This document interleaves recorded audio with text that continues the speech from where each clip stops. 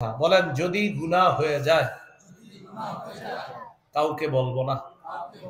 এর মানে গুনাহ কইরেন না, কিন্তু মানে যদি হয়, আমি বলি নাই যদি করি, বলেন যদি গুনাহ হয় কাউকে বলবো না।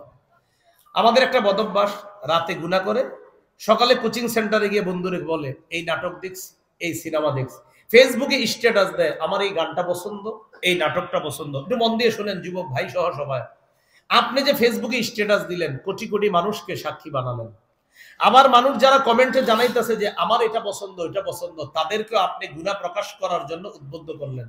আল্লাহর হস্তে কাউরে বলা দরকার নাই, আজকেই ফেসবুকের টাইমলাইনে দেখবেন এই জাতীয় স্ট্যাটাস যারা দিয়েছেন ডিলিট করে দেন, আর নতুন করে সাক্ষী বানায়েন না।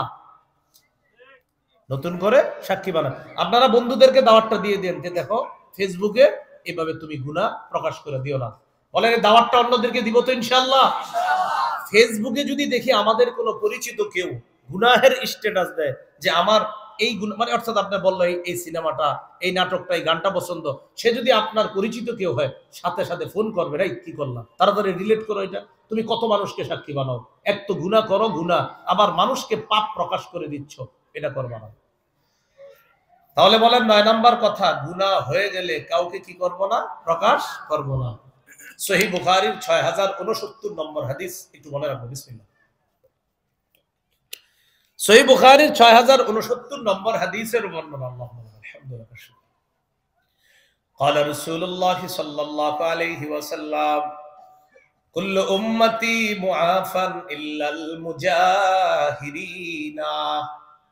নবীজি বলেন আমার উম্মতের যারা চুপে চুপে গুনাহ করে, গোপনে গুনাহ করে, প্রকাশ না করা পর্যন্ত আমার আশা তাদেরকে আল্লাহ মাফ করে দিবেন।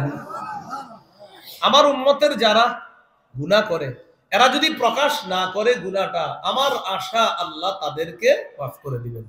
তাহলে বলেন এক অংশ আমি, বাকি অংশ আপনারা। গুনাহ হয়ে গেলে কি করব না, প্রকাশ করব। আবার গুনাহ হয়ে গেলে কি করব না, প্রকাশ করব না। নবীজি বলেন গুনাহ যদি হয়ে যায়, যদি প্রকাশ না করে, আমার আশা আল্লাহ তাদেরকে মাফ করে দিবেন। ওয়া ইন্না মিনাল মাজানাতি আইয়ামালার রাজুলু বিল-লাইলি আমালা। কিছু কিছু মানুষ আছে রাতের বেলা এমন গুনাহ করে, গুনাহ করার পর তার গুনার উপর আল্লাহ পর্দা ফেলায়া দেয়, গুনার উপর আল্লাহ পর্দা ফেলায়া দেয়, গুনার উপর আল্লাহ পর্দা ফেলায়া দেয়। গুনাহ রাতে করছেন, আল্লাহ পর্দা ফেলাইছে, কি আমার বান্দা করছে, আমার কাছে মাফ চাইবে, আমি মাফ করে দিব, পর্দা ছিল।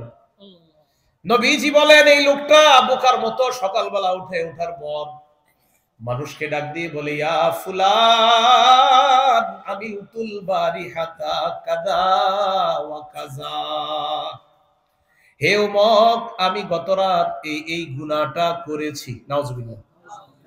আমি গত রাতে এই গুনাহটা করেছি। বন্ধুদেরকে আপনি কোচিং সেন্টারে বলে বেড়াচ্ছেন আমি এই গুনাহটা করেছিলাম।